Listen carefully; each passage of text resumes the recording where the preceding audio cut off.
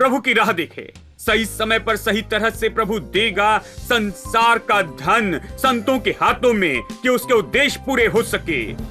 ये वचन इसी के बारे में कहता है।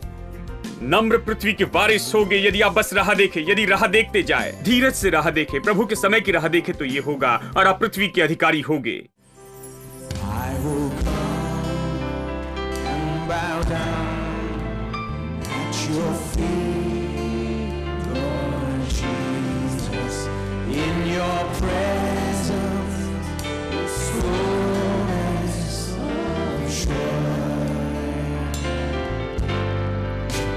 There is nothing, there is no who compares with you. I take pleasure in worshiping you, Lord. Heaven is your throne, and the earth is your footstool. Jesus, I come to bow down at your feet. Oh, how I love just to worship before you in your presence. My joy is complete. I will come and bow down at your feet, Lord Jesus. In your presence is fullness of joy. There is nothing, there is no one who compares with you. I take pleasure in worshiping you.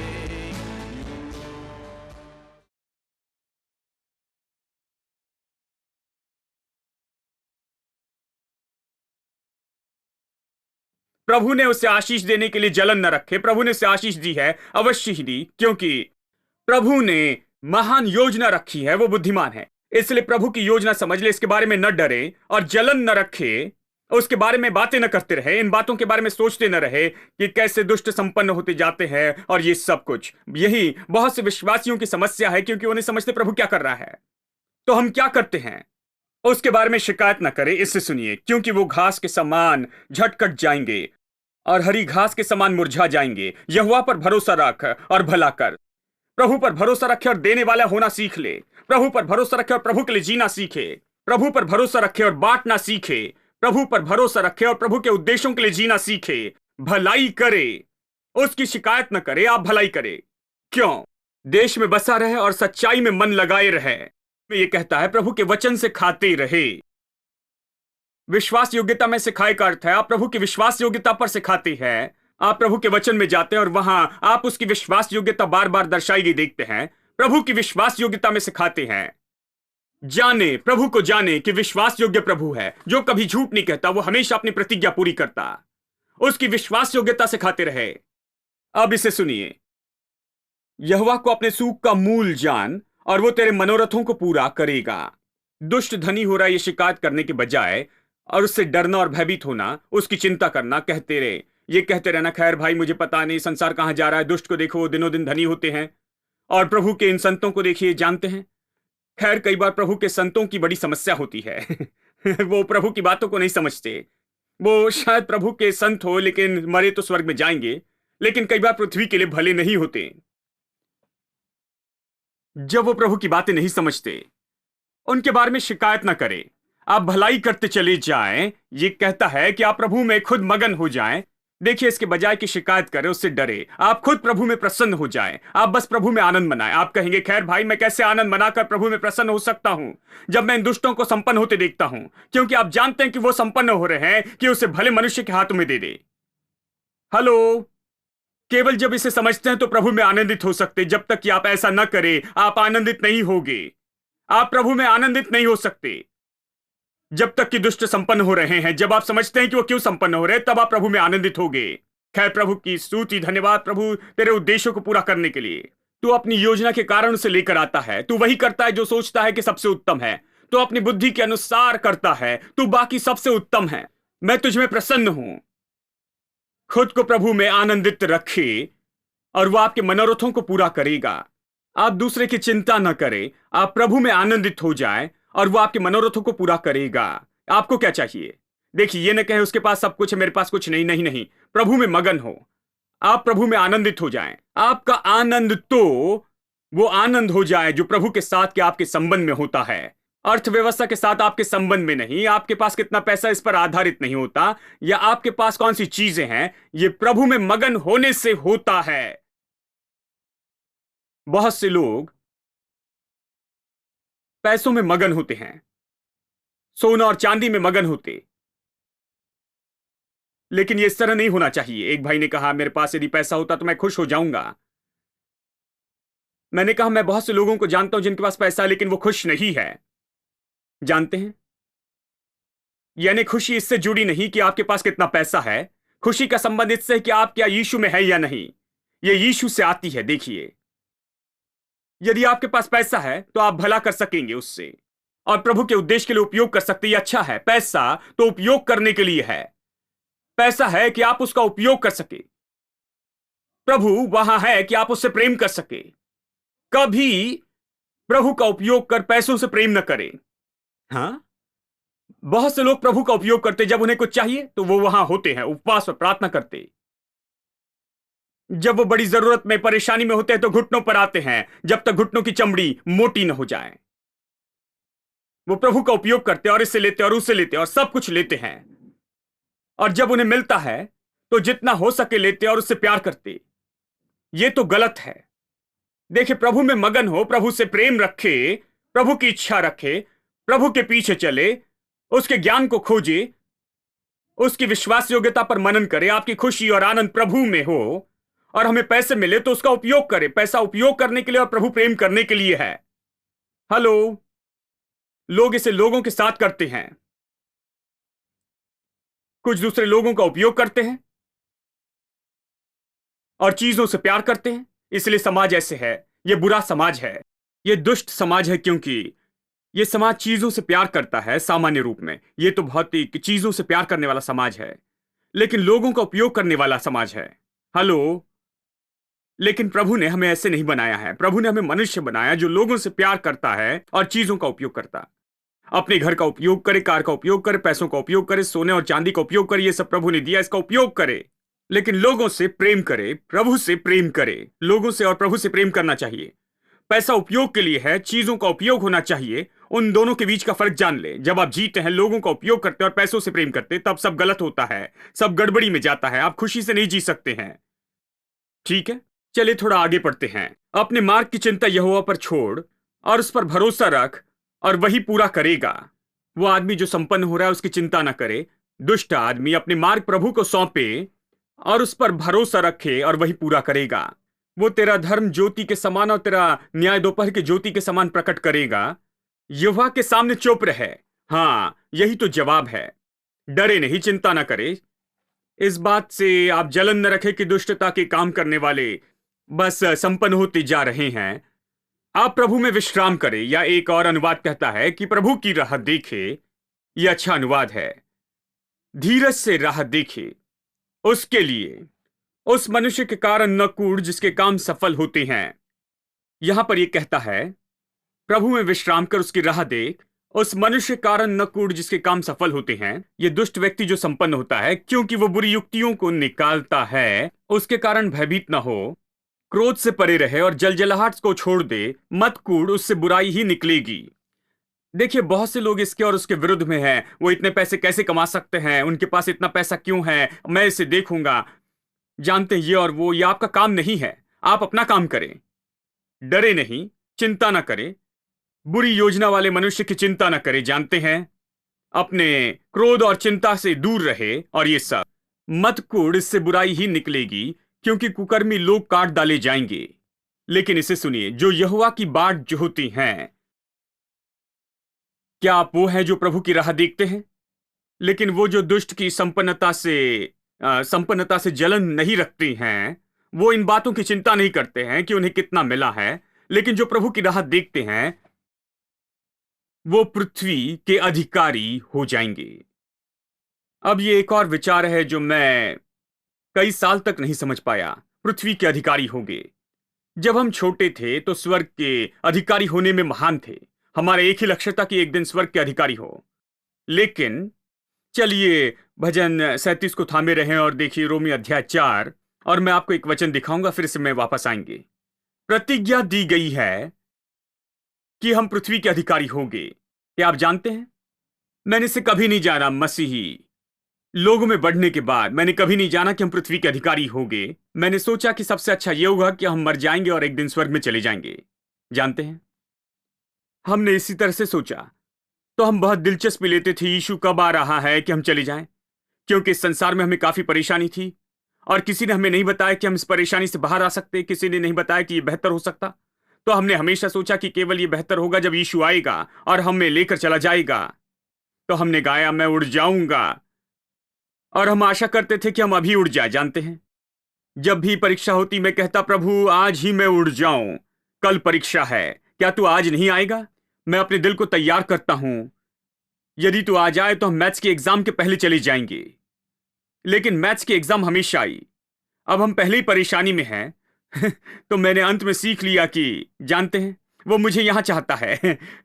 तो मैंने पढ़ाई शुरू की, ध्यान दिया कि उसे यहां आने के लिए जल्दी नहीं है और मुझे ले जाने की जल्दी नहीं है। कई बार मैंने प्रभु से कहा प्रभु मुझे उठा ले, उसने उसे भी नहीं कहा। मुझे तुम यहां नहीं चाहिए कहा, वही चाहता हूं तुम रहो। यानी मैं अच्छा हो गया, मैंने पढ़ाई शुरू की और मैंने खुद को तैयार करना शुरू किया कि इस संसार में बेहतर व्यक्ति जैसे रहूं। देखिए प्रभु चाहता है कि मैं यहीं पर रहकर काम करूं। यानी इसे देखिए अध्याय 4 वचन 13 रोमियो में, क्योंकि यह प्रतिज्ञा की वो यानी अब्राहम जगत का वारिस होगा।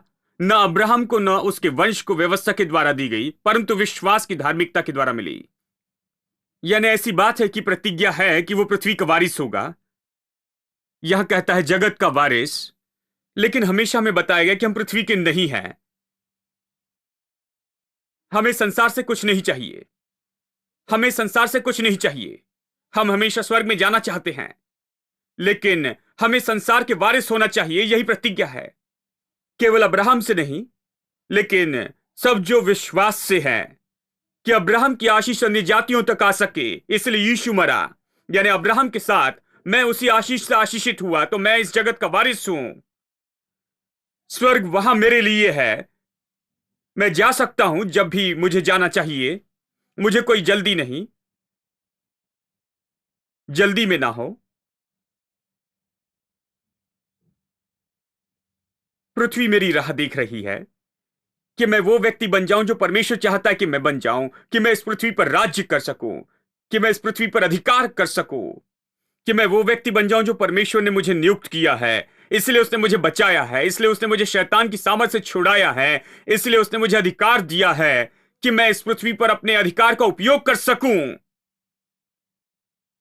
और इसी तरह से संसार में रहूं। चलिए भजन 37 में चले और मैं आपको दिखाऊंगा कि कितनी बार इस एक ही भजन में पृथ्वी के अधिकारी होने के बारे में कहा। स्वर्ग के वारिस होंगे नहीं, यह इस भौतिक संसार के बारे में कह रहा है और इसमें की हर चीज के बारे में। इस पृथ्वी के वारिस होंगे। वचन 11 कहता है परंतु नम्र लोग पृथ्वी के अधिकारी होंगे। वचन 10 कहता है थोड़े दिन के बीतने पर दुष्ट रहेगा ही नहीं, और तू उसके स्थानों को भली भांति देखेगा पर उसको नहीं पाएगा। वो कहता है वो वहां पर नहीं होगा, कुछ समय के बाद वो गायब हो जाएगा। लेकिन नम्र लोग, ये नम्र कौन है? हाँ, कुछ लोग सोचते हैं कि नम्र तो कमजोर है।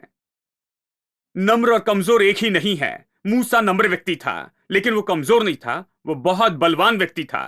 देखिए यीशु नम्र था, लेकिन वो कमजोर नहीं था, वो बहुत मजबूत व्यक्ति था।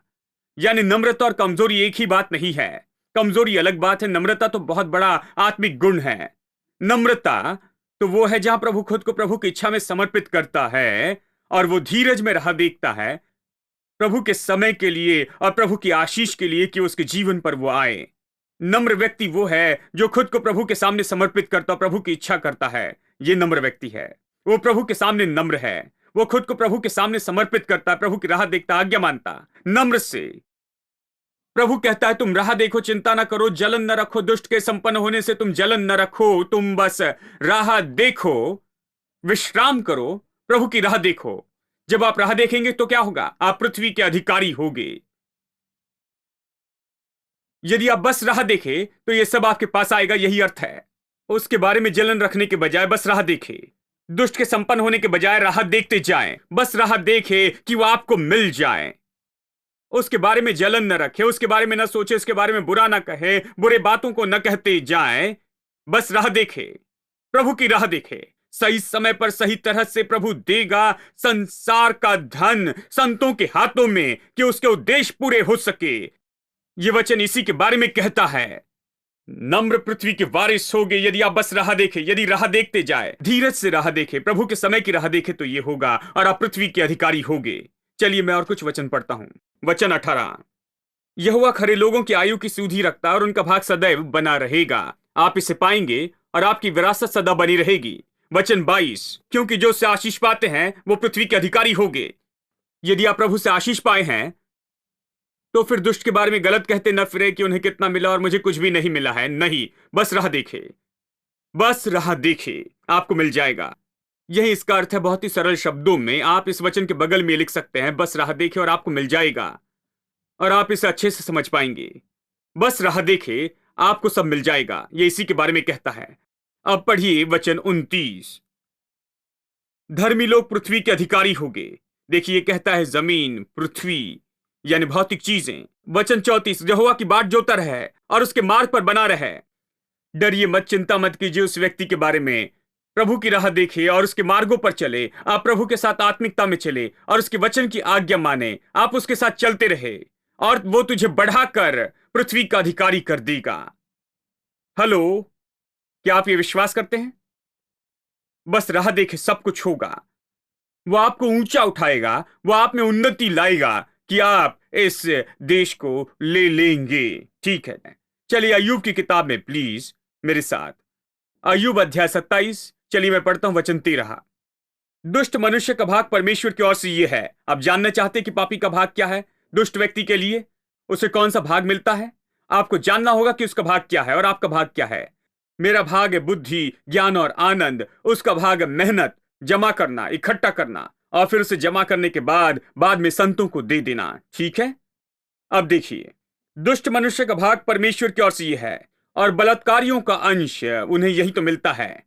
जो वो सर्वशक्तिमान के हाथों से पाते हैं वो ये है, चाहे उसके बच्चे गिनती में भी बढ़ जाए तो भी तलवार ही के लिए बढ़ेंगे और उसकी संतान पेट भर रोटी न खाने पाएगी। उसके जो बच जाए वो मरकर कब्र को पहुंचेंगे और उनके यहाँ की विधवाएं न रोएगी। अब इसे सुनिए, चाहे वो चांदी धूल के समान बटोर रखे और वस्त्र मिट्टी के तुल्य अगणित तैयार करें, वो उन्हें तैयार भले ही कराएं, परंतु धर्मी उन्हें पहन लेगा और उसकी चांदी निर्दोष लोग आपस में बांटेंगे। उसने ढेर और ढेर लगाए धूल के जैसे। उसके पास चांदी धूल के जैसे है और कपड़े मिट्टी के जैसे है। शायद वो इतना जमा करे, लेकिन धर्मी जन इसे पहनेगा। उसकी चांदी निर्दोष लोग आपस में बांटेंगे।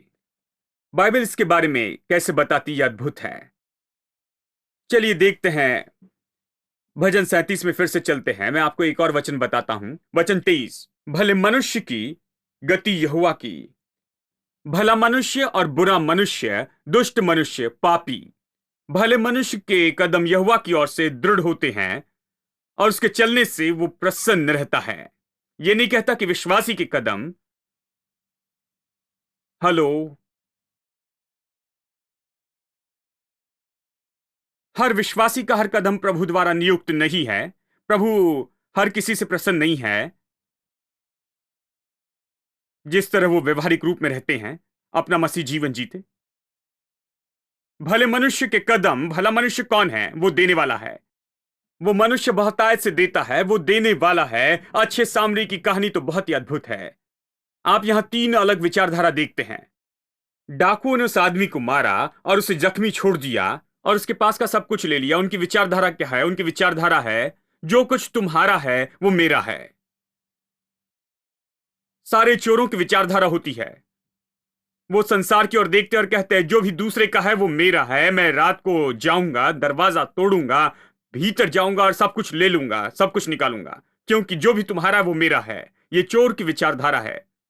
फिर याजक और लेवी आते हैं, याद है इस कहानी में याजक और लेवी आते हैं और उनकी विचारधारा है, वो कहते हैं जो कुछ मेरा है वो मेरा है। हाँ, हाँ, वो कहते हैं कि मैं किसी को नहीं दूंगा, मैंने ये पाया, ये मेरा है, देने का कोई काम नहीं। यदि आप जख्मी हैं तो बहुत बुरा, मैं तुम पर खर्च नहीं करूंगा। तुम्हें यदि चाहिए, नहीं ये बहुत बुरा है, मैं अपना समय तुम्हारे पर खर्च नहीं कर सकता हूं, नहीं ये मेहनत का पैसा मैं इसे रखूंगा, बारिश के दिनों के लिए संभाल कर रखा है, ये केवल मेरे लिए है, उसे किसी की परवाह नहीं। वो इस विचारधारा से जीते हैं, जो कुछ मेरा है वो मेरा है। और फिर उसके बाद में अच्छा सामरी आता है, उसके पास एक विचारधारा है और वो मुझे पसंद है। वो कहता है जो कुछ मेरा है वो तुम्हारा है। वो उस आदमी को सराय में ले जाता है, कहता है इसका उपचार करवाना और मैं इसके लिए दाम दूंगा, और यदि कुछ और चुकाना है तो मैं आकर उसे चुकाऊंगा। मैं इस आदमी की देखभाल करूंगा पूरा ठीक होने तक, मैं सारी चीजों के लिए चुकाऊंगा। उसके पास देने के लिए बहुत आनंद था, इसलिए वो अच्छा सामरी था। उसकी विचारधारा थी जो कुछ भी मेरा है उससे उसी तरह से खर्च करना चाहिए जैसे प्रभु चाहता है कि खर्च करे। वो इसी तरह अपने पैसों को देखता है। हाँ, कितनों के पास ये विचारधारा है? ये अच्छी विचारधारा है, जो कुछ मेरा है वो तुम्हारा है। चोर की विचारधारा न रखे और धार्मिक विचारधारा में न जिए, जो कुछ मेरा है वो मेरा है। बहुत से विश्वासी इसी तरह की धार्मिक विचारधारा में रहते हैं, और भला मनुष्य तो वो है जो तीसरी विचारधारा के साथ रहता है, और तीसरी विचारधारा है जो भी मेरे पास है वो तुम्हारा है। ये भले मनुष्य की विचारधारा है। परमेश्वर इसी से प्रसन्न होता है। भले मनुष्य की गति यहोवा की ओर से दृढ़ होती है, उससे वो प्रसन्न रहता है। प्रभु उस मनुष्य के मार्गों से प्रसन्न रहता, उसके कदम नियुक्त है। हर समय जहां भी वो अपने पैसे रखता है, वो निवेश करता है, परमेश्वर वहीं पर होता। वो उसके कदम को नियुक्त करता है। कौन जाने कि क्या होगा, शायद कल इसकी कीमत 1000 गुना होगी, क्योंकि उस मनुष्य से परमेश्वर प्रसन्न है, क्योंकि वो देने के लिए जीता है। वो लेने के लिए नहीं जीता, लेकिन देने के लिए जीता है, और उसे देना पसंद है। इसलिए उस मनुष्य के कदम प्रभु के द्वारा नियुक्त है। प्रभु उसके कदम को नियुक्त करता है। प्रभु उसे विनाश से बचाता है, उसे लड़खड़ाने से बचाता, उसे हर तरह के नुकसान से बचाता, और हर तरह की बुराई से उसकी रक्षा करता, और बुद्धि देता, और जीवन में आगे बढ़ाता, और जो भी वो करता है वो संपन्न होते जाता है। In your presence, there is fullness of joy. At your right hand, there are pleasures evermore. You surround us with your favor, O Lord. The earth is full of your goodness. The earth is filled with your love. In your presence, there is fullness of joy. At your right hand, there are pleasures evermore.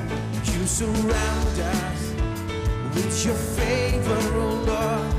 The earth is full of your goodness. The earth is filled with your exceedingly, exceedingly, abundantly, far above all we could ever ask or think. Exceedingly, abundantly, you give us all things to enjoy. In your presence, there is fullness of joy. At your right hand, there are pleasures evermore. Surround us with your favor, O Lord. The earth is full of your goodness. The earth is filled in your presence. In your presence, there is fullness of joy. At your right hand, there are pleasures evermore. You surround us with your favor, O Lord. The earth is full of your goodness. The earth is filled with your exceedingly, exceedingly, abundantly, far above all we